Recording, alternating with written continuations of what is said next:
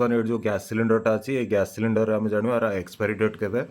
तो ये गोटे लिखाई C30 आप देख पारे C30 तो बर्तमान वीडियो गोटे टेबुल आसो टेबुल आप देखूँ C30 माने कौन ये आपमती एक्सपायरी डेट पाइबे तो आपड़ जमी टेबुल देखते सी माने हूँ थर्ड क्वार्टर माने हूँ आपंकर फास्ट क्वार्टर हूँ जनवरी फेब्रुआरी मार्च सेकेंड क्वार्टर हूँ April May June third quarter हूँ जुलाई अगस्त सेप्टेम्बर तो यहाँ सेप्टेम्बर 30 माने 2030 सेप्टेम्बर 2030 जाए ये सिलिंडर आप आराम से यूज करेंगे यार किसी रिटेस्ट दरकार नहीं टांकी जो 15.4 लिखाई 15.4 एटी भी लिखाई साइड्रे भी लिखाई तो ये 15.4 नंबर हूँ खाली टांकी वेट जो लुहा टांकीटा देखते यार वेट नेट वेट माने आधे गैस जो भर्ती कराए 14.2 kg